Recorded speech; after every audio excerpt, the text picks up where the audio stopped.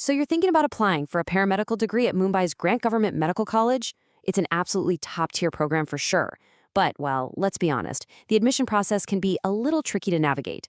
But don't you worry, we've got your back. We have gone through the entire official notification for 2025-26 to build you the ultimate roadmap, step by step.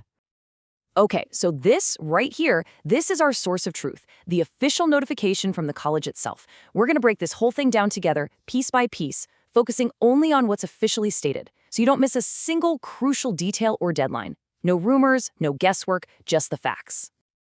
Now, before we dive into all the nitty-gritty details, let's just take a second and remember what the prize here is.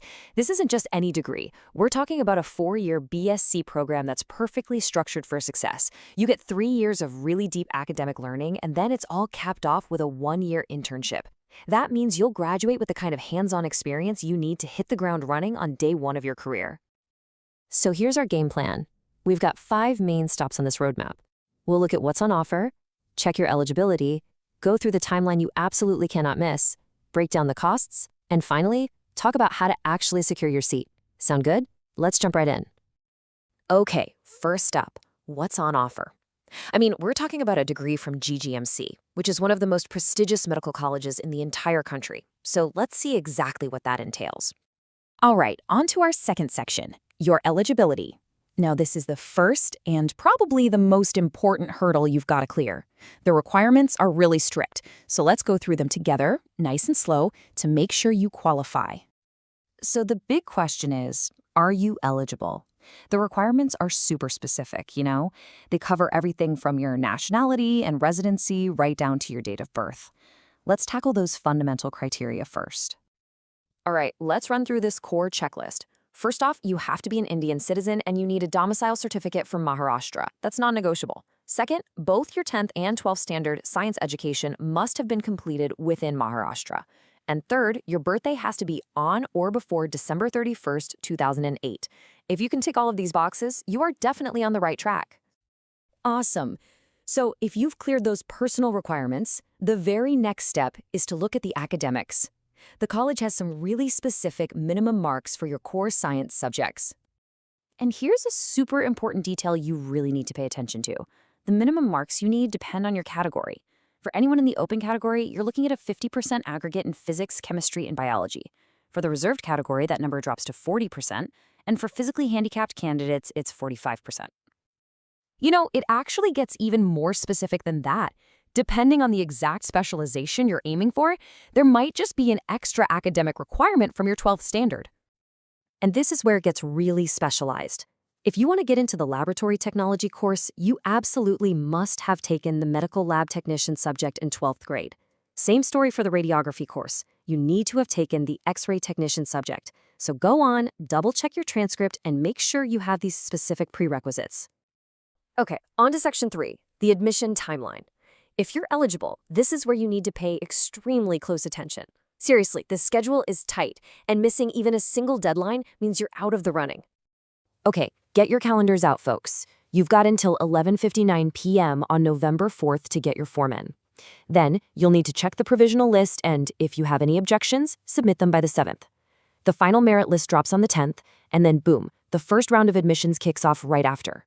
Your absolute final chance is the mop-up round on November 25th, because classes start sharp on December 1st. And here is a classic trip-up, a detail that is so easy to miss. If you have an objection to that provisional merit list, you can't just fire off an email. No, you have to physically go to the college and submit it in person at the academic section by 3 p.m. on November 7th. This is a big one, guys. Moving on to Section 4, the costs. All right, let's talk money. Let's talk about the financial investment. We're going to break down all the fees so there are absolutely no surprises down the line. For students in the open category, the main number you need to keep in your head for annual tuition is 69,750 rupees. Now, let's take a look at what actually makes up that total. This table gives us the full picture. Just notice how the government tuition fee makes up almost the entire cost for the open category. But look, that fee is completely waived for SC/ST students, which is a massive difference. Also, don't forget, everybody has to pay around 8,000 rupees in other deposits and fees. Hey, don't forget about the very first cost you're going to run into, the application form itself. It's 1,200 rupees for the unreserved category and 600 rupees for the reserved category. This is a completely separate payment you make right at the start of the whole process.